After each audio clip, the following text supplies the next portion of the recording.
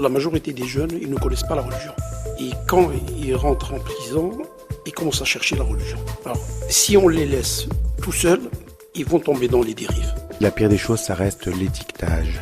La pire des choses, c'est de considérer qu'il y a des personnes types qui peuvent passer à l'acte, qui peuvent se radicaliser et d'autres non. Il n'existe zéro alternative à la déradicalisation. La plupart des jeunes djihadistes vont sortir de prison, donc il vaut mieux être sûr qu'ils sont déradicalisés.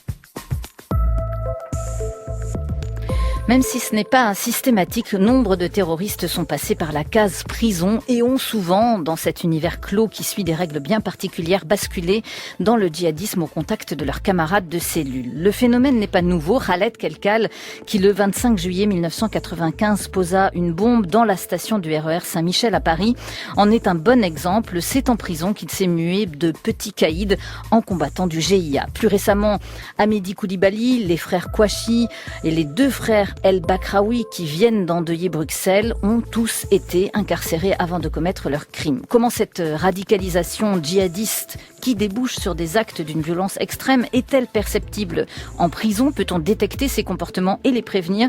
Le gouvernement vient de débloquer une enveloppe de 80 millions d'euros pour la pénitentiaire. Plus de surveillants, plus d'agents du renseignement pénitentiaire, plus d'éducateurs aussi et plus d'aumôniers musulmans. Il y a urgence. La France rémunère 500 aumôniers catholiques pour les prisons et moins de 200 aumôniers musulmans alors que l'islam est de loin la première religion des détenus. Plusieurs quartiers sont aussi en train d'être créés dans 4 prisons françaises pour regrouper les individus poursuivis pour faits de terrorisme. L'expérience commence à peine et la France accuse un grand retard dans ce domaine. Radicalisation en prison, les clés de la détection, c'est un reportage signé Florence Sturm. Pour écouter et commenter ce magazine de la rédaction, nous avons invité ce soir David Valla, qui a passé 4 ans et demi en prison pour association de malfaiteurs en lien avec une entreprise terroriste. Bonsoir monsieur. Bonsoir. Il faut dire que depuis vous êtes sorti des griffes du djihadisme et vous allez publier dans 15 jours, le 13 avril exactement, Terreur de jeunesse, ouvrage édité par Kalman Levy. Et puis nous avons également invité Géraldine Blin. Bonsoir madame. Bonsoir. Vous êtes directrice de projet et le projet que vous dirigez, c'est celui de la lutte contre la radicalisation au sein de l'administration pénitentiaire. Et nous sommes bien sûr ce soir avec Florence Sturm. Bonsoir Florence. Bonsoir.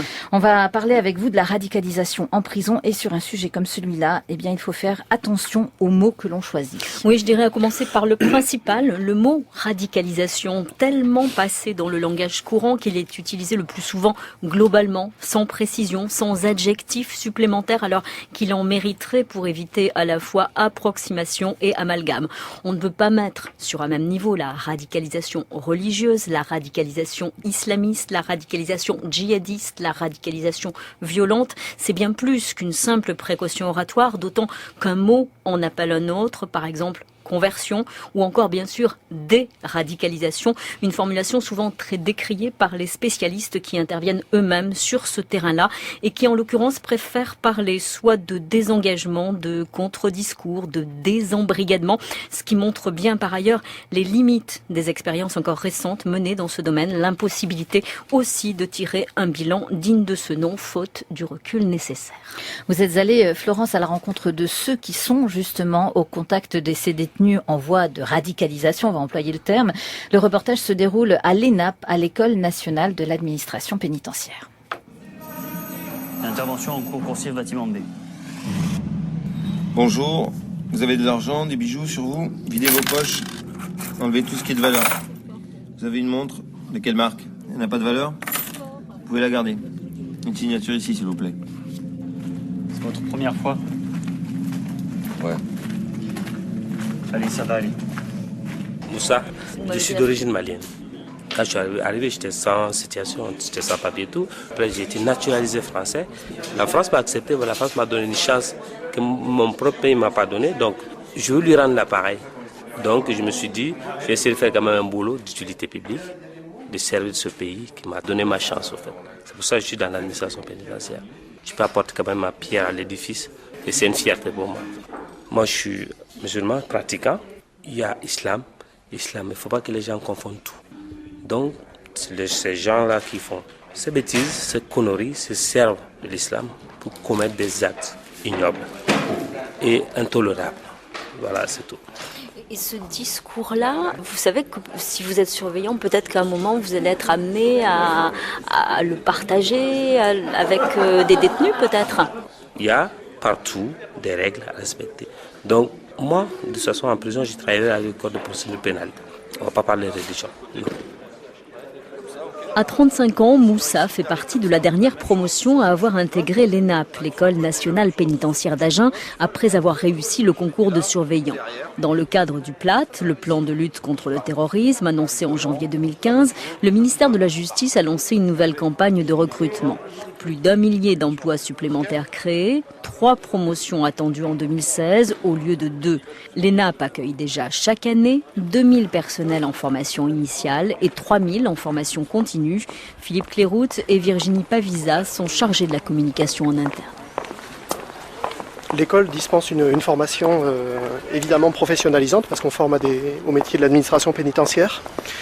C'est une formation qui se fait sur le principe de l'alternance. Nos élèves, quelle que soit la durée de leur formation, sont présents une partie sur le site et vont sur des périodes de stage en milieu ouvert comme en milieu fermé. Le stage étant partie intégrante de leur formation.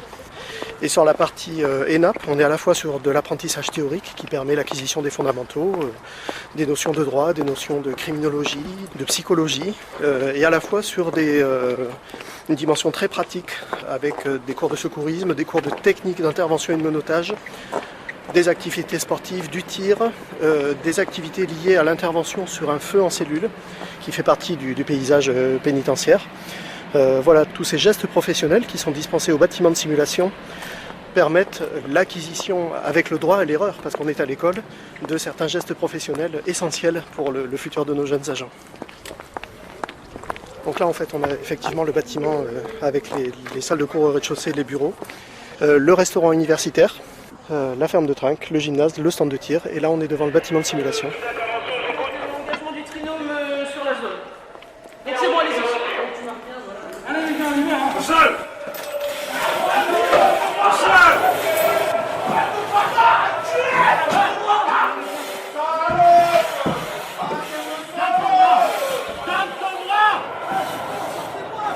Vous avez des reconstitutions d'une cellule, d'une coursive.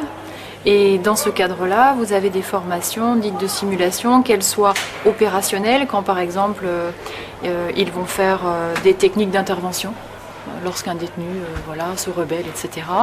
Et vous avez aussi des techniques liées à des comportements psychiatriques particuliers ou par exemple à un comportement suicidaire d'un détenu. Alors on fait intervenir actuellement des acteurs qui jouent ces rôles-là très très bien.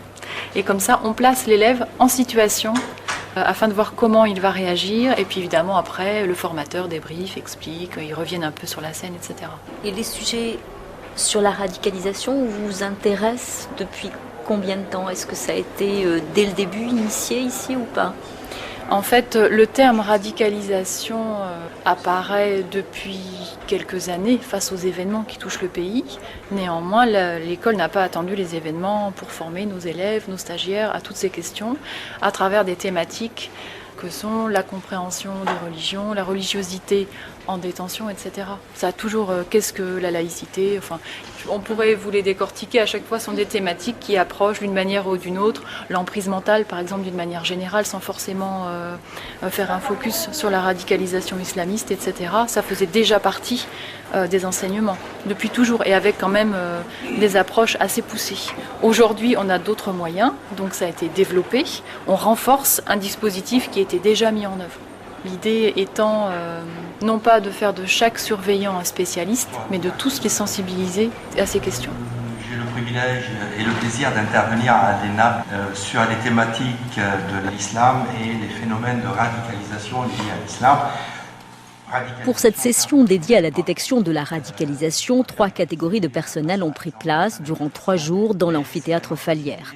Les lieutenants pénitentiaires, les DPIP, directeurs pénitentiaires d'insertion et de probation, et les plus jeunes du groupe, frais et moulus de l'université ou de Sciences Po, futurs directeurs des services pénitentiaires comme Lisa Girardin ou Anthony Froidefond, susceptibles de prendre un jour en main une maison d'arrêt ou une centrale.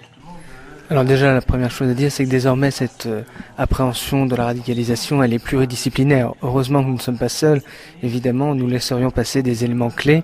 Et cette pluridisciplinarité, avec justement les représentants du culte, un certain nombre d'acteurs comme les psychologues, comme les personnels de surveillance, qui sont d'ailleurs en première ligne, est absolument indispensable pour détecter, prévenir ces phénomènes de radicalisation en détention. Vous pensez que votre mission est quelque chose qui a évolué par rapport aux missions des promotions précédentes ou de ceux qui sont en poste déjà depuis plus longtemps que vous, ou finalement c'est juste un autre élément qui s'est greffé? Je pense que c'est l'immixtion de l'actualité dans notre formation, qui d'ailleurs a été très active pour prendre en compte cet aspect-là. Mais non, ça ne change pas fondamentalement notre mission, qui est l'exécution de la peine, la préservation d'un certain nombre de droits et de prérogatives de la personne placée sous main de justice. Certes, c'est désormais une thématique prégnante qu'il faut désormais intégrer à l'ensemble des autres thématiques que nous avons à prendre en charge. Et en même temps, cette thématique, elle est pleinement intégrée dans la prise en charge de la personne, enfin notamment quand on réfléchit au sens de la peine, quand on travaille avec la personne en fonction des différents services de prise en charge sur le sens de la peine, sur le passage à l'acte, enfin des personnes qui seront notamment là condamnées pour terrorisme, pour acte de terrorisme ou pour apologie du terrorisme, cette dimension-là, elle est déjà prégnante dans le travail qu'on va faire sur la peine, sur le passage à l'acte. Donc oui, il va y avoir, ce que disait Antonin, ça se rejoint au final. L'actualité va jouer sur peut-être sur quelque chose de plus prégnant parce que ce sera plus présent dans les esprits, mais en même temps ce sera une part entière de notre métier qui est déjà exercé par l'ensemble des personnels pénitentiaires en fait. La formation n'a pas favorisé les échanges intergroupes et le mélange entre les différentes catégories de personnel. Les lieutenants par exemple ont resserré les rangs sur les bancs du haut de l'amphi. Chemise bleu clair et pour certains cheveux poivre et sel, Ludovic Quiraud et Dominique Mille ont chacun plus de 25 ans d'expérience d'encadrement.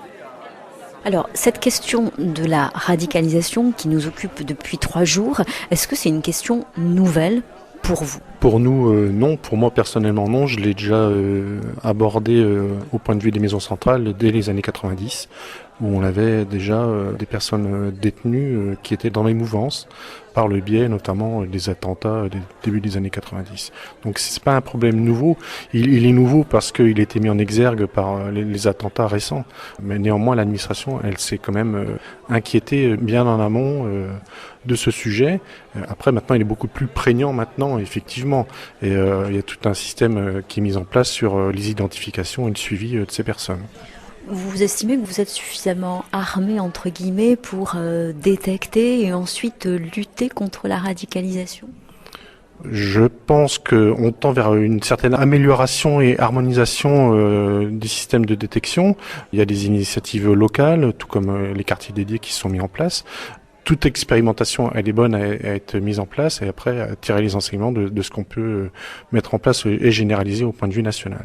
Alors si on veut être plus concret, pour vous, est-ce que c'est évident de vous dire tel détenu, tiens, il est en train de se radicaliser ou tel détenu, il est radicalisé ? C'était beaucoup plus facile à mon sens dans les années 90 parce que les gens étaient facilement identifiables. C'est beaucoup plus ténu maintenant puisque les nouvelles générations de personnes détenues ont assimilé les techniques de communication, les techniques de dissimulation et bien évidemment ça nous pose énormément de soucis. C'est-à-dire que les comportements ne sont pas forcément identifiables dans les prisons. Les représentations qu'on pouvait avoir au début, le barbu qui va se rendre à la prière, voire faire des prières collectives, on n'est plus dans cette logique.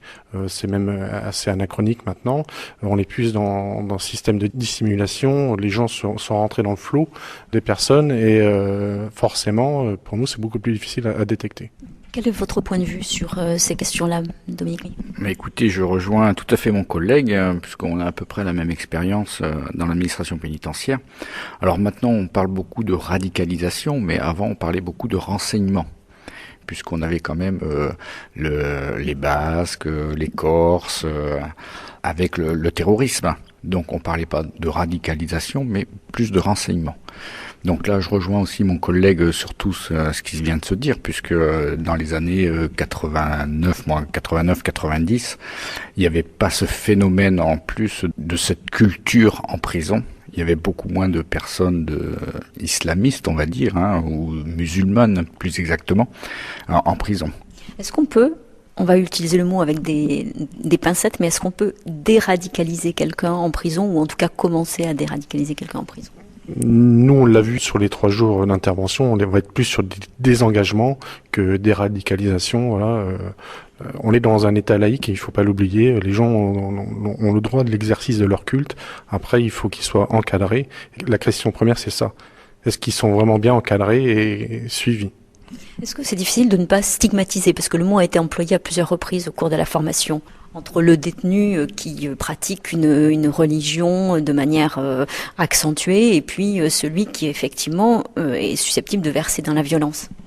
Nous ne sommes pas dans le jugement, on est là pour faire du repérage et essayer de trouver des solutions à ce problème-là, mais on n'a pas à juger la personne pour pourquoi elle est musulmane, pourquoi elle est chrétienne, pourquoi elle est juive. Après, chacun a son culte. En octobre 2014, le directeur de la prison de Fresnes décide de regrouper une vingtaine de détenus considérés comme des islamistes radicaux poursuivis pour association de malfaiteurs en relation avec une entreprise terroriste. Initiative controversée et jugée potentiellement dangereuse par la contrôleuse générale des lieux de privation de liberté. L'administration pénitentiaire, elle, vient d'ouvrir en janvier dernier les premières unités dédiées à Fresnes, Osny et Lille, programme de détection et de prise en charge des prisonniers radicalisés. Louise Sabarly est coordinatrice de la lutte contre la radicalisation à la direction interrégionale de Paris. Elle combine à la fois la gestion de la détention à titre sécuritaire et prévention du prosélytisme, mais aussi programme de prise en charge, c'est-à-dire travail vraiment proactif en termes de désengagement et de prévention de la récidive. Ça, c'est vraiment le point important, mais c'est quelque chose qu'on essaye de faire de toute façon de manière beaucoup plus large pour toucher le public le plus large possible et pas seulement intervenir une fois qu'il y a eu un passage à l'acte ou un commencement de passage à l'acte et donc de la prévention de la récidive, mais aussi de la prévention tout court. Éviter que l'ensemble de la population pénale soit susceptible de se radicaliser et de s'engager dans ce processus-là. C'est un vrai risque ? Oui. Oui, on l'a vu sur les différents attentats, actes ou tentatives. On a un public qui, de toute façon, de par son profil socio-économique, son parcours délinquant, est fragile et vulnérable. Et ils sont particulièrement vulnérables face à des personnes qui peuvent venir leur proposer un projet de vie qui va les structurer, même si c'est dans le mauvais sens, qui va les structurer, qui va leur proposer de rejoindre un groupe, une culture, et d'être valorisés d'une certaine façon. Vous êtes capable aujourd'hui de lutter contre cette contagion ? On essaye. C'est pour ça qu'on a fait le choix justement du regroupement, en tout cas des personnes qui étaient repérées comme posant problème de prosélytisme ou d'influence, d'emprise sur les autres détenus. Pour certains d'entre eux, ils vont être isolés et regroupés. Pour d'autres qui sont vulnérables, on veillera à leur environnement en détention, justement pour les protéger eux aussi. Donc on met vraiment l'accent sur l'évaluation des personnes que nous prenons en charge pour faire la part des choses entre ceux qui ont une influence néfaste, ceux qui subissent une influence néfaste, et de leur permettre la prise en charge qui soit la plus adaptée. On commence à avoir des premiers retours qui nous donnent une petite idée d'ajustements à faire ou d'options qui sont plus pertinentes que d'autres. On est effectivement très humble et on ne saura réellement l'efficacité de ces programmes ou dans quelle mesure ils sont efficaces. Je pense qu'ils le seront, mais à voir à quel niveau d'ici à minima quelques mois. Regarde nos frères en Irak et en Palestine. Ils se battent comme des lions. Bats-toi comme un lion. Montre que tu es un homme. Il faut mettre la peur dans le cœur des mécréants. À Agen, dans le cadre de la formation, l'ENAP diffuse un film pédagogique mettant en scène plusieurs profils. L'école fait également appel à des intervenants extérieurs avec des modules qui intègrent la laïcité, l'approche des religions et la pratique des cultes, mais aussi la géopolitique de l'islam. Sid Abdelawi, psychologue et expert auprès des tribunaux, intervient lui sur les processus d'emprise et les signes extérieurs de radicalisation. Alors la première des clés, c'est celle de la connaissance. Donc comprendre que c'est un phénomène complexe et qu'il convient de ne pas tomber dans ce fameux causalisme, à savoir il a un comportement X, donc forcément il va avoir un fonctionnement Y. Donc ce type de logique causaliste est pour moi dangereuse. Les amener aussi à discerner, à distinguer ce qui relève de la pratique religieuse, on va dire classique, communément admise, et ce qui relève finalement d'une dynamique de rejet, une dynamique d'opposition, de rébellion, voire d'auto-exclusion, pour ne pas dire une dynamique suicidaire qu'on retrouve chez le radicalisé violent. Il y a des points clés que vous pouvez préciser en étant plus concret, plus pragmatique encore ? Le clivage est très souvent à l'origine de cette entrée dans la radicalisation violente. Et concrètement, l'idée, c'est d'être dans une écoute non jugeante, pour pouvoir créer les conditions du partage de l'information. Là, je parle des cas où la personne peut être dans une phase, dans une crise de radicalisation. Et cette crise de radicalisation, concrètement, va durer entre 4, 6 et 8 semaines. Je peux très bien faire l'analogie avec la crise suicidaire. Si on n'intervient pas pendant cette crise, si on n'adopte pas les bons comportements, et l'écoute compréhensive est un des comportements que l'on promeut, pour pas qu'il y ait de dérive ou tout simplement de manquement même. La pire des choses, ça reste l'étiquetage. La pire des choses, c'est de considérer qu'il y a des personnes types qui peuvent passer à l'acte, qui peuvent se radicaliser et d'autres non. Je pense qu'à un moment donné, effectivement, faire une photographie d'une situation en se disant lui, il a toutes les caractéristiques pour se radicaliser, cela peut aider effectivement. Ça c'est très important. Mais quand la personne est déjà radicalisée, il est important d'essayer de comprendre en fait si cette radicalisation est une radicalisation de type rigoriste, sans plus en fait, ou si c'est une radicalisation qui est au service d'un projet de remise en question à la fois de soi, de son environnement, de la société dans laquelle il évolue et dans laquelle il trouve différents griefs, différentes formes d'injustice qu'il cherche à combattre au travers de sa radicalisation violente. Détecter, c'est facile ou on risque aussi des amalgames si justement on n'a pas cette connaissance de la religion notamment? Vous avez absolument raison et c'est un des premiers objectifs que j'exprime quand je fais mes formations. Guy Trollier, formateur interculturel, spécialiste de l'islam et des phénomènes de radicalisation. C'est de dire qu'il y a avant tout et d'abord un apport de connaissances, en l'occurrence de connaissances de l'islam, voire des islams. Parce que c'est un raccourci que de parler de l'islam. Et que donc, fondamentalement, le fait qu'il y ait aujourd'hui des formations qui sont dispensées rassure le personnel, que finalement on s'occupe d'eux, que finalement on se soucie de leurs préoccupations et qu'on va leur donner des outils. Sauf que, deuxième temps, il ne faut pas se leurrer, les outils ne vont pas être des boîtes et des outils qui vont leur permettre de solutionner et de faire ce qu'on leur demande, à savoir détecter et éventuellement déradicaliser. Parce que on risque de faire des amalgames. La connaissance doit amener une deuxième étape ou une deuxième posture qui est celle de pouvoir éventuellement entrer dans une relation avec l'individu qui permettrait éventuellement de détecter ou de savoir s'il y a un risque d'évolution vers un acte de violence qui, lui, à ce moment-là, relèverait de cette radicalisation dont on a peur et qu'on essaye de traiter. Pour autant, vous avez quand même quelques outils à donner pour comprendre la différence justement entre un musulman qui va vers une pratique religieuse, on va dire plus assidue ou plus radicale, et ce que vous appelez, je crois que vous préférez le terme fanatisme. Oui, absolument. Bien sûr. Alors, jusqu'à maintenant, on peut, et d'ailleurs moi-même quand je parle de ces signes, entre guillemets, de possible radicalisation, bien évidemment, je mets en avant tout ce qui peut tourner autour de la tenue vestimentaire, du durcissement de la pratique du licite et de l'illicite, de la pratique des 5 prières dans la journée, éventuellement de la barbe, éventuellement à force de prier et de se prosterner et d'avoir le front collé au sol, cette tache qui finit par apparaître sur le front. Tout cela nous dit quoi? Nous dit qu'effectivement nous avons là affaire à une personne qui est fervente, qui est pratiquante, qui veut être dans le souci de l'application stricte de la règle. Au-delà, est-ce qu'elle représente un danger? Est-ce que potentiellement elle peut devenir terroriste? Je crois qu'à partir de là, il y a peut-être d'autres clés, d'autres regards, tels que par exemple d'un psychologue, qui pourraient éventuellement faire réfléchir sur la possibilité d'un acte de violence que pourrait entreprendre cette personne et à laquelle elle pourrait être sujette. Autrement dit, les personnels pénitentiaires eux-mêmes ne peuvent pas faire tout le travail tout seuls. Absolument, absolument. Et c'est pour ça, je pense qu'il y a eu une bonne démarche au niveau de l'administration pénitentiaire de recruter du personnel d'horizons divers et variés, d'expériences diverses et variées. Mais après, qu'est-ce qu'on va faire avec eux? Comment? Selon quel protocole? Pour atteindre quel objectif? Ça, je pense que ça reste encore à mettre en place et c'est pas une mince affaire. Et puis, dans la partie détection, il y a aussi ce que l'on connaît de plus en plus maintenant chez, cette fois, les fanatiques, c'est le principe de la taqiyya.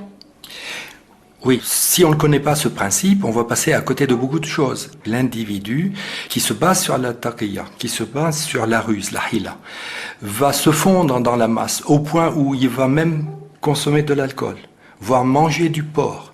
Parce que dans son cœur, tel qu'il est dit dans le Coran, Dieu sait quelle est la profondeur et la réalité du corps et qu'il fait cela pour la juste cause, la cause de Dieu.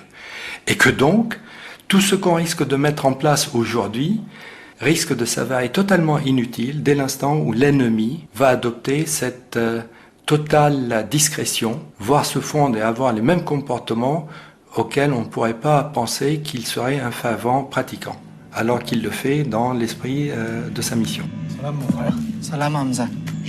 Un dissimulateur adepte de la taqiyya, un fondamentaliste, un simulateur qui pratique un islam de façade et d'opportunité, ou encore un prisonnier, violent et complotiste, susceptible d'embrigader ses co-détenus. Ce sont quelques-uns des profils mis en scène dans le film réalisé en interne par l'ENAP. Tu fais une partie du chemin qui te mène à Dieu et tu t'arrêtes au milieu.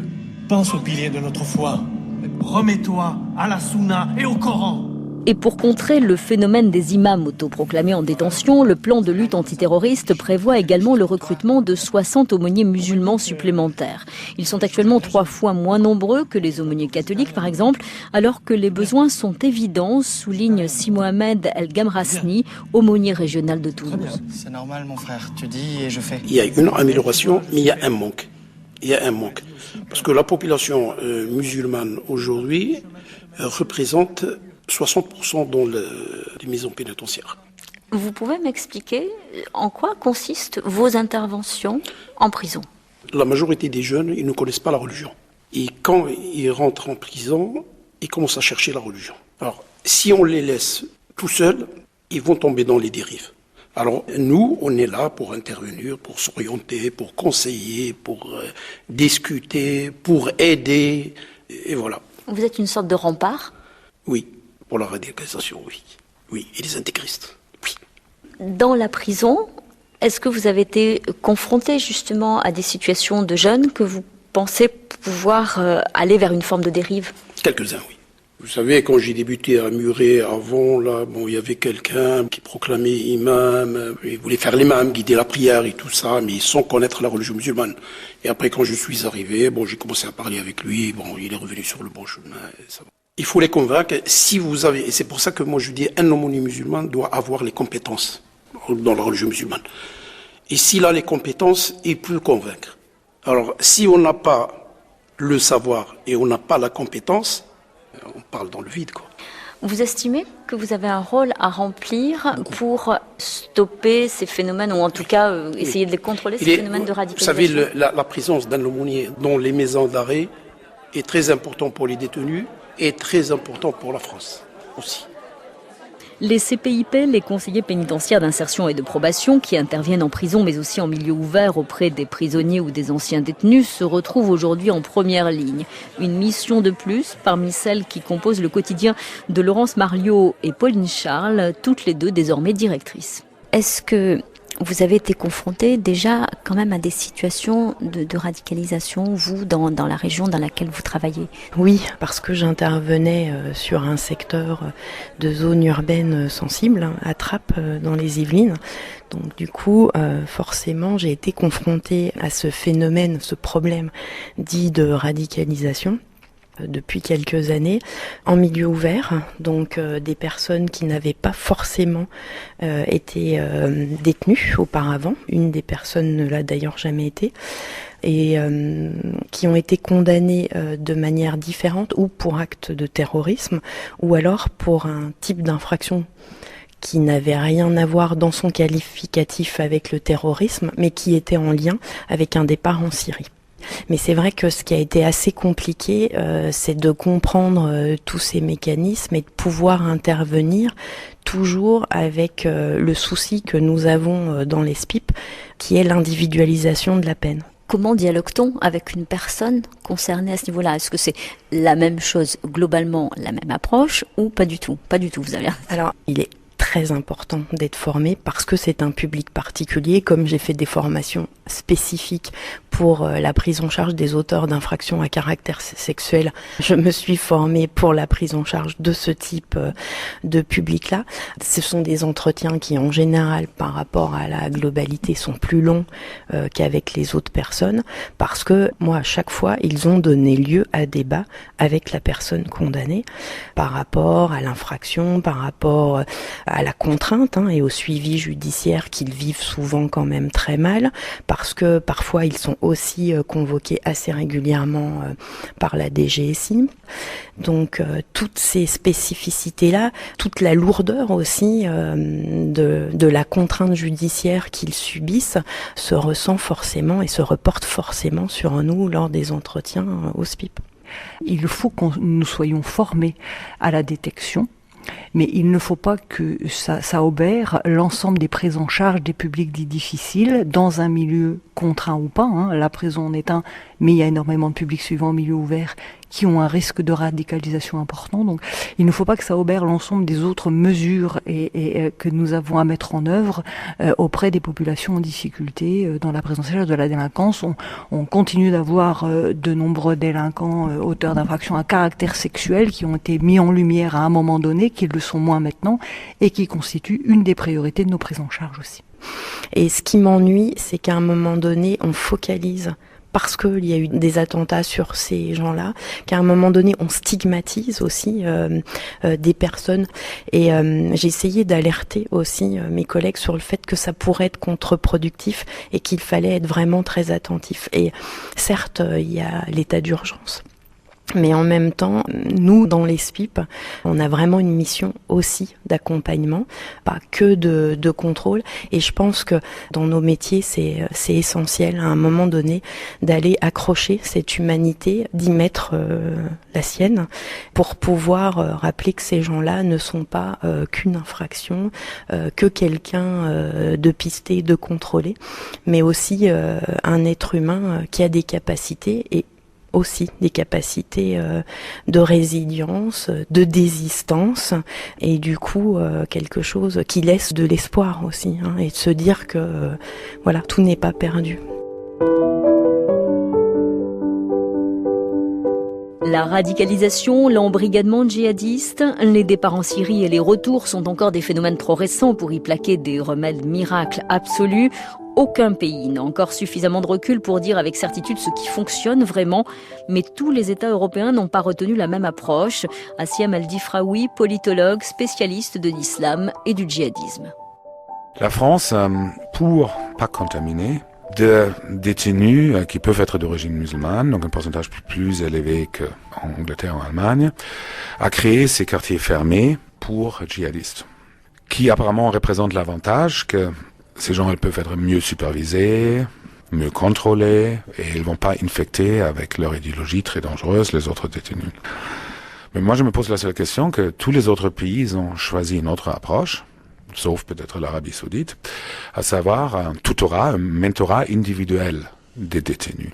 Cette mentorat a l'avantage que il n'y a pas le risque de la surradicalisation dans un groupe.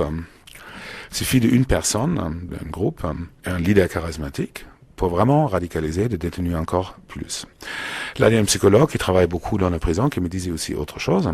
Au niveau des autres détenus, les djihadistes sont en train d'acquérir un statut plus élevé, à savoir d'être dans un quartier fermé dédié, créer dans les yeux des autres détenus une espèce de statut de caïd, donc admiré comme caïd.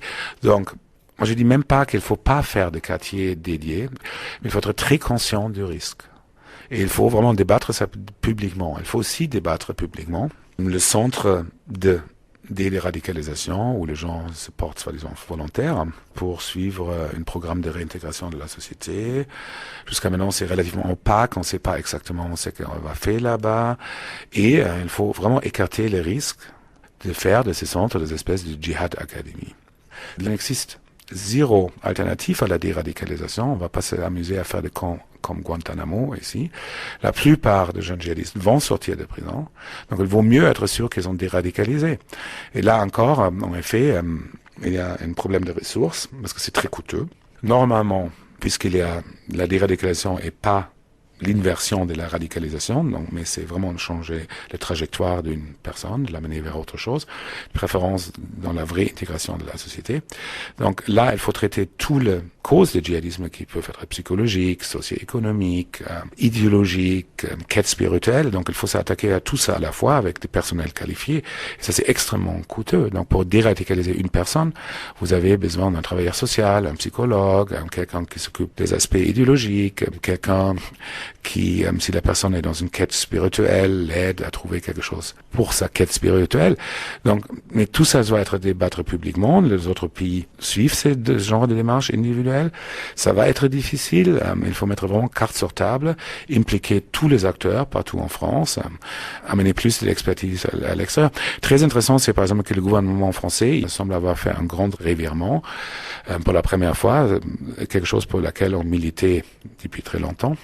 C'est par exemple le suivi spirituel, à savoir que ces jeunes ont l'accès à un imam.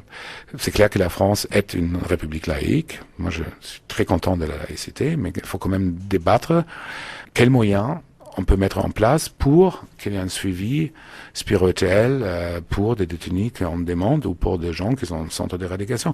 Pour revenir juste sur la question du tutorat ou du mentorat dont vous parliez notamment pour l'Allemagne, ça fait partie de ce que vous pouvez considérer comme une bonne pratique, comme quelque chose qui va vers quelque chose de constructif?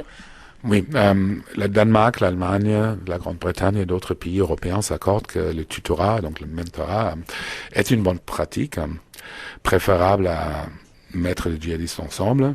C'est pas une garantie non plus. Il faut suivre des démarches souvent très originales. Le tutorat doit être vraiment fait sur mesure. Il faut surtout trouver des tuteurs crédibles aux yeux des détenus, savoir quelqu'un qui sont acceptables. Hier, je parlais longuement avec un tuteur en Allemagne qui m'a encore réexpliqué le problème de crédibilité. Lui, il a une grande crédibilité parce qu'il a les mêmes origines socioculturelles que beaucoup de détenus. Il maîtrise le code de l'islam, en même temps il est sociologue. Donc il arrive à établir ses rapports. Et encore, il n'y a pas de recettes miracles. En Angleterre, il y a un jeune qui marche très bien, qui m'a toujours fasciné parce que c'est pas quelqu'un qui a une grande connaissance d'idéologie djihadiste, mais surtout c'est un champion des arts martiaux. Donc lui, il arrive à atteindre spécialement certains caïds de l'Est londonien par le sport. Et de dire, si vous avez un problème d'agression, si vous voulez changer quelque chose, venez, je vais vous entraîner, on va se battre. Donc il n'y a pas de recette miracle, il faut regarder toutes ces initiatives très individuellement. Il faut une multitude d'initiatives, mais il faut surtout discuter les différentes initiatives très ouvertement. Les anciens djihadistes ont une place dans ce dispositif? Oui, des anciens djihadistes ont clairement une place dans ce dispositif.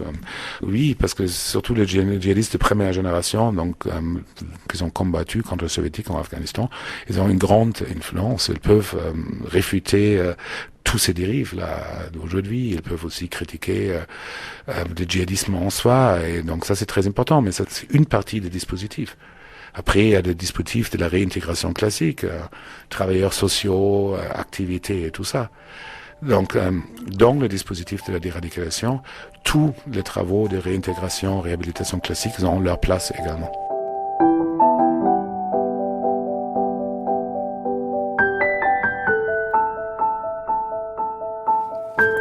Vous écoutez le magazine de la rédaction sur France Culture, Radicalisation en prison, les clés de la détection. C'est un reportage signé Florence Thurm, réalisé par Annie Brault. Nous sommes toujours avec nos deux invités.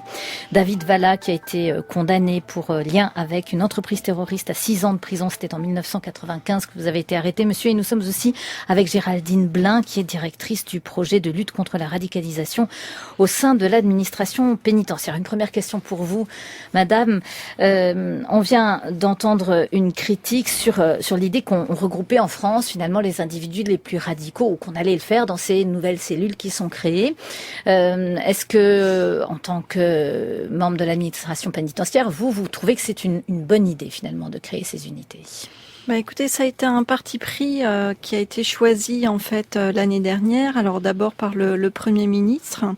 Alors c'est vrai que pour l'instant ils étaient disséminés dans les détentions.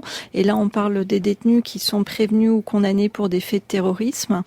Donc le choix a été fait d'expérimenter des unités dédiées.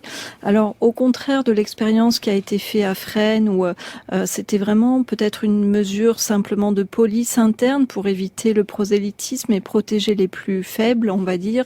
Là, on est sur une vraie idée de produire en fait une évaluation et un accompagnement adapté à ce public, et surtout l'idée que le passage en unité dédiée ne dure qu'un temps. C'est un temps de la détention, donc ils n'ont pas vocation à y rester pendant toute leur peine. Et l'idée, c'est vraiment de débuter la détention en produisant une évaluation sur quelques semaines, et puis le cas échéant, les envoyant dans des unités où il y aura des prises en charge adaptées. On va parler bien sûr évidemment de ces différents parcours, mais peut-être d'abord une question à David Valla avant d'évoquer votre parcours à vous, sur cette idée de regrouper des gens qui seraient pas forcément les plus prosélytes, mais bon, qui ont quand même probablement une tendance à vouloir se radicaliser. Est-ce que ça peut les aider d'après vous ? Mon expérience de l'effet de groupe dirait le contraire. Exactement le contraire. On ne peut pas Alors, ce terme me dérange. Je préfère parler de démobilisation. C'est un peu le contre-champ à la citoyenneté. On mobilisait les citoyens pour aller se battre. Aujourd'hui, on démobilise nos citoyens pour les mobiliser à un combat qui n'est pas le leur ni le nôtre. Donc, il y a quelque chose qui me dérange là-dedans. J'aimerais rebondir également sur le fait que, avec ce statut particulier, ils jouissent aux yeux des autres détenus d'une aura supplémentaire. Dont on n'a pas besoin de les gratifier. Donc je ne pense pas que ça aille réellement dans le bon sens. À très court terme, c'est une réponse efficace contre le prosélytisme. À moyen et à long terme, ce sera parfaitement contre-productif. Nous avons les exemples aujourd'hui. Nous savons que l'état-major complet de Daesh s'est rencontré en détention. Il ne faut surtout pas que nos lieux de détention deviennent les éléments d'un réseau qui se constituerait à l'extérieur. Et on ne peut faciliter cela qu'en les regroupant entre eux. Si nous les dispersons, ils ne pourront pas se retrouver à l'extérieur puisqu'ils ne se seront pas connus. Ils ne se seront même pas connus. Oui, une question de Florence. Oui, surtout qu'on a parlé déjà du statut, de l'aura aussi que peut représenter le djihadiste qui arrive en prison. Vous-même, vous aviez été accueilli comment en détention ? C'est un peu le Robin des bois de service. D'ailleurs, les journalistes ont une très grande responsabilité. Quand on renvoie un vocable magique et merveilleux s'agissant de dire que ce sont des gens capables de mourir l'arme à la main, faudrait peut-être avant tout préciser que ce sont des gens capables de nous tuer. C'est leur seul objectif.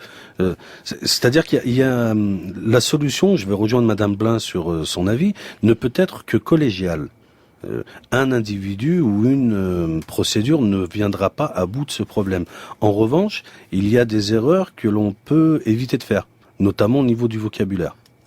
J'avais envie qu'on vous présente quand même un tout petit peu, David Valla, quand même pour nos auditeurs qui vous connaîtraient pas, dire en quelques mots votre parcours, parce que c'est important de rappeler que vous avez donc été condamné en 1995 à ce moment-là pour association de malfaiteurs en lien avec une entreprise terroriste, mais que vous n'avez pas de sang sur les mains, que vous avez arrêté de fréquenter le réseau de Khaled Kelkal, puisque c'était à l'époque des attentats de Paris avant que les premières bombes soient posées, mais que vous avez quand même été condamné et que vous avez quand même fait de la prison. À l'époque, quand vous vous êtes rapproché du GIA, c'était après être passé par l'Afghanistan, et c'était aussi après avoir tenté de vous enrôler en Bosnie, parce que vous vous êtes radicalisé très jeune, vous êtes converti à l'islam, et puisqu'on parle de radicalisation, on aurait voulu vous demander avec Florence Turme ce qui chez vous avait été l'élément déclencheur de votre radicalisation. Le terrain. Tout simplement. Je vais en Bosnie pour des raisons droits de l'homiste, pour faire simple. On me fait voir à 15 ans le film Nuit et brouillard, avec l'injonction appuyée, plus jamais ça. Donc moi je valide, tout manichéen que je suis à cet âge-là. Et je vois à 19 ans que l'histoire a le hockey. Alors, ce sont pas mes convictions musulmanes ou religieuses qui m'incitent à y aller. En revanche, sur place, les conditions sont telles que vous comprenez vite que votre vie ne tient qu'à la décision du directeur d'un checkpoint ou d'un responsable de commissariat. Ma vie s'est même retrouvée entre les mains d'un dentiste à un moment, scalpel à la main. Donc vous vous rendez compte que vous pouvez y passer très rapidement et vous avez besoin de vous raccrocher à une idéologie qui fait abstraction de la notion de la mort. On vous donne un truc qui vous permet de la sublimer.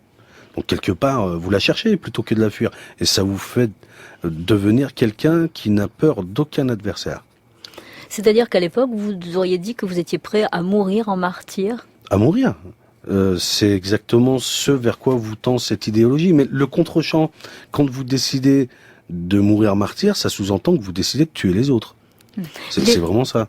Juste encore une question pour vous, avant peut-être d'élargir le débat. Les djihadistes d'aujourd'hui sont-ils les mêmes qu'hier? Ces mécanismes que vous décrivez sont-ils les mêmes? L'idéologie est la même. Le paradigme a changé. Avant, il fallait avoir la volonté d'accéder aux discours et aux images.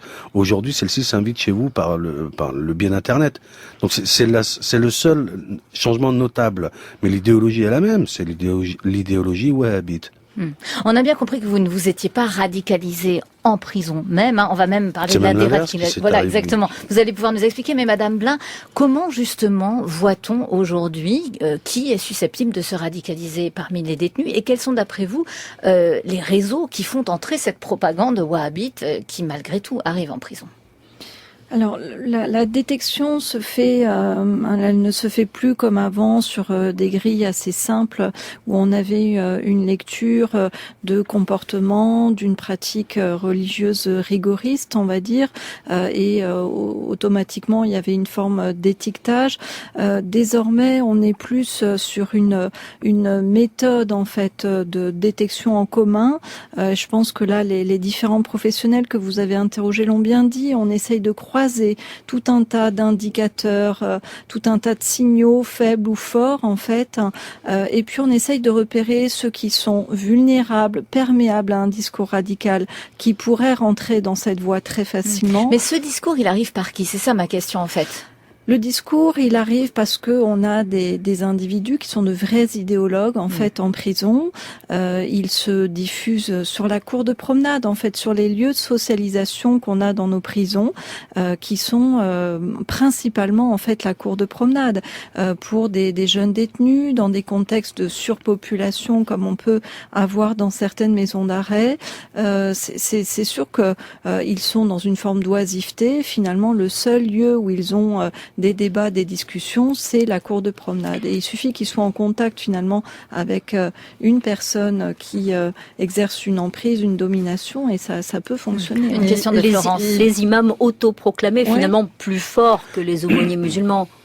Oui, c'est sûr que certains se montrent extrêmement forts dans ce phénomène d'emprise finalement qu'ils peuvent exercer sur les autres. Mais c'est après des phénomènes qu'on connaît, qui s'exercent depuis longtemps sous forme de caïda, par exemple en détention. Sauf que là, c'est une nouvelle forme finalement de caïda. Alors à tel point que dans le film que vous avez mis en scène à l'ENAP, on voit aussi apparaître un détenu qui, lui, pour avoir une certaine paix sociale en prison, finalement joue à faire les prières alors qu'il n'en a rien à faire, mais comme ça on le laisse tranquille, on a l'impression et de la part de l'administration et de la part de ses co-détenus, et puis une fois qu'il est sorti, on oublie tout. Oui, c'est des postures qu'on retrouve, c'est-à-dire l'adhésion de circonstances pour vivre une détention calme, en fait, je dirais. C'est vraiment la volonté de se fondre aussi dans la masse, c'est-à-dire de... Voilà. Oui. Jusqu'où va la pression, David Valla, en prison vis-à-vis des détenus qui ne seraient pas finalement aussi musulmans, puisque là on parle de la religion musulmane, que les autres? Elle est quasiment inexistante provenant des autres détenus. La pression, elle est carcérale, judiciaire, familiale, sociale, éducative. C'est-à-dire que les personnes qui se perçoivent comme victimes du système ont déjà fait la moitié du chemin, si vous voyez ce que je veux dire. Il n'y a pas réellement de pression ou de coercition. D'ailleurs, l'un des fondements du recrutement, entre guillemets, c'est d'obtenir l'adhésion du candidat. Parce que s'il faut le surveiller comme le lait sur le feu, c'est pas intéressant. Vous voyez ce que je veux dire ? Il y a un autre aspect des choses. La raison pour laquelle nous avons peut-être, j'utilise le conditionnel, nous aurions peut-être plus de profils prêts à verser dans cette idéologie, c'est parce qu'ils représentent 3 avantages, mais qui s'accompagnent également des défauts qui vont avec. Le premier avantage, c'est que nous avons affaire à un public qui est déjà en forme de rupture avec la société ou avec la famille ou avec un tas de choses. Ils sont déjà dans le chemin de la transgression. Donc, non plus cette peur de franchir la loi la ligne par-delà la loi. Et ils ont la troisième faculté intéressante pour les recruteurs, un accès facilité à la violence. Mais en dehors de ça, nous avons un lien qui est prouvé socialement. Il y a une vraie concomitance entre le niveau d'éducation et le milieu carcéral. C'est-à-dire que plus vous vous élevez dans la société des gens diplômés, et moins vous retrouverez ces profils-là en détention. Non, en revanche, chez les terroristes, c'est pas forcément évident. Enfin, en tout cas, à l'échelle planétaire, il y a pas mal de terroristes qui ont des bonnes formations. Il y en a pas mal, mais si on parle d'un recruteur qui entendrait recruter parmi les détenus, il n'aurait jamais perdu de vue qu'il n'a pas affaire au gratin de la société. Qui plus est, le fait qu'il soit ici prouve qu'il est mauvais dans son domaine, puisque un cambrioleur qui est en prison, c'est un mauvais cambrioleur. On va parler de la déradicalisation maintenant. Peut-être que Florence, vous vouliez poser une question dans ce sens-là. Très précisément, j'allais vous demander si c'est le savoir qui vous a sauvé. En partie, il y a également quelque chose de très important. J'aimerais insister là-dessus. Je me suis rendu compte que j'ai été jugé avec des lois existantes, pas des lois d'exception. J'ai été incarcéré sous le régime des droits communs. On m'a attribué un avocat commis d'office qui s'est trouvé très investi par le dossier, l'a défendu bec et ongle. J'ai eu droit à la scolarisation. Les peu de diplômes que j'ai, je les ai obtenus en détention. C'est-à-dire que ce qui m'a réconcilié avec ma citoyenneté a été le traitement que l'on m'a réservé, parce que j'ai vite compris que le sort qui m'était réservé par ceux que je considérais être mes adversaires était bien plus enviable que celui qui était réservé à ceux que nous considérions comme nos ennemis. C'est-à-dire que j'ai quand même vu que, malgré ma posture d'adversité ou belliqueuse, on ne m'a pas traité en dehors du champ de l'humanité. C'est vraiment très important. C'est un fondamental qu'il ne faut pas perdre de vue. Et il y a également la lecture en mode intensif. Alors au départ, c'est pour contrecarrer l'interdiction de la pénitentiaire qui ne veut pas que vous puissiez emprunter plus de 2 livres par semaine selon les établissements. Ouais. Donc on me dit 2 livres par semaine, je m'impose 2 livres par jour. Voilà. Mais vous avez pu les trouver du coup ? Alors, je demandais à mes amis de récupérer les bouquins qui m'intéressaient. Et moi, je prenais Astérix et Obélix parce que je savais que la liste des livres empruntés arrivait dans le bureau du directeur. Donc, c'était un peu pour brouiller les pistes. Mais au départ, c'est vraiment pour contrecarrer une interdiction. Mais au bout d'un moment, je me suis rendu compte que j'ai été agi de ce que je lisais. Ça m'a permis de revoir mon logiciel de vision du monde. Et j'en arrive à la conclusion, au bout de cette lecture, que tous les êtres humains cherchent à répondre à des questions existentielles, alors en adoptant une foi ou pas, mais au moins se positionnent sur ces questions-là, et veulent que leurs enfants aient une meilleure vie qu'eux. Ça se résume à ça, réellement. Et pourquoi se tuer ou s'entretuer pour des questions de détails autour de tout ça ? Alors, Madame Blin, en ce moment, il y a un certain nombre d'expérimentations qui sont en cours pour arriver justement à cette déradicalisation, on va continuer à employer ce terme, que Monsieur Vallat a réussi à mettre en place lui-même finalement, hein, en faisant un travail sur lui-même. Qu'est-ce qui va pouvoir être mis en place et d'après vous, qu'est-ce qui va véritablement être efficace ? On a compris qu'il y avait tout un profil de croisés, de différents experts qui interviendront, mais comment est-ce que vous voyez véritablement le message qui va être adressé à ces délinquants ? Il y a 2 sortes vraiment de programmes qui sont en train d'être développés. On a des programmes de prévention qui s'adressent là à des détenus vraiment prévenus ou condamnés pour des faits de droit commun, ceux dont je parlais tout à l'heure qui sont perméables peut-être à un discours radical. Et puis après, on a des programmes vraiment de prise en charge et comme ça a été dit dans le reportage, de désengagement de la violence, puisque c'est c'est bien à ça qu'on s'attache. Nous, notre mission de prévention de la récidive, c'est de prévenir des nouveaux passages à l'acte violent qui seraient fondés sur un motif en fait religieux ou politique. On ne s'intéresse pas, si vous voulez, directement au système de croyance de la personne. Ce qu'on veut éviter, c'est le basculement dans la violence. Donc toutes les prises en charge qu'on développe, elles sont vraiment fondées sur ce point-là en particulier. Après, tel que ça a été dit, c'est vrai on travaille avec des éducateurs, des psychologues, on travaille avec des intervenants très spécialisés, y compris sur le champ confessionnel, parce qu'on a besoin de pouvoir parler de l'islam ou des islams, comme ça a été dit. Voilà, enfin, tout un tas d'intervenants qui interviennent dans un accompagnement extrêmement serré. Mais alors, qui sont les personnes les plus légitimes pour s'adresser aux détenus en question, les spécialistes dont vous parlez ou les gens comme David Valla? Eh bien, les deux, en fait. On a vraiment le souci de faire appel aussi à ce qu'on appelle, nous, des repentis. Je ne sais pas si c'est le bon mot. Vous l'aimez pas? Non, oui, parce qu'il induit l'auditeur à vouloir accorder le pardon. Oui. Alors que je le demande à personne. J'ai payé ma dette. Je suis quitte de ce que je devais à mon pays. Mais le mot repenti, quelque part, entraîne l'auditeur dans un terrain qui n'est pas celui où nous voulons l'emmener, à savoir celui de la réflexion, parce que le repentir est l'autre versant du pardon accordé. L'un ne va pas sans l'autre. En tout cas, ce qui touche les détenus, c'est le témoignage finalement qui peut être donné par des personnes qui ont eu le même parcours qu'eux, auxquels ils peuvent s'identifier, ou bien des victimes aussi, y compris des familles dont les proches en fait sont partis en Syrie, en Afghanistan, en Irak. Je pense que c'est ces histoires de vie qui les saisissent et qui sont intéressantes en fait et qui permettent de travailler sur la dimension émotionnelle. On voulait terminer en posant une question véritablement presque politiquement incorrecte. Est-ce qu'il y a des gens qui sont irrécupérables en ce moment parmi tous ces gens qui sont tentés par le djihad, qui parfois sont allés sur le terrain en Syrie, qui parfois sont revenus? Alors on ne parle pas des poseurs de bombes, mais on peut aussi parler des poseurs de bombes, c'est-à-dire que faudra-t-il faire et que faut-il faire de ces gens qui sont terroristes? Alors c'est la question de fond, s'agissant de l'incrimination des peines de ces profils. En réalité, nous en sommes là. Nous ne savons pas ce qu'il en sera d'ici 10 à 15 ans de ces profils. Et tous les magistrats de France sont en attente d'un corpus pénal qui leur permette de répondre efficacement. Ce sont de bons techniciens en termes de droit, mais pour l'instant, ils n'ont pas l'outil qui satisfera à la demande. Et là, nous sommes sur une question fondamentale. Sommes-nous en capacité de récupérer une partie de cette jeunesse qu'on nous a volée, ou devons-nous, et ce serait un échec terrible, reconnaître que cette idéologie est un Rubicon qui, lorsqu'il est franchi, ne permet pas de revenir. Voilà. C'est une vraie question, Madame Blin. Moi, je crois quand on fait ce métier de pénitentiaire, on a toujours foi en l'avenir. Donc, pour l'instant, je dirais que c'est trop tôt pour le dire, dans la mesure où on commence juste à développer des programmes.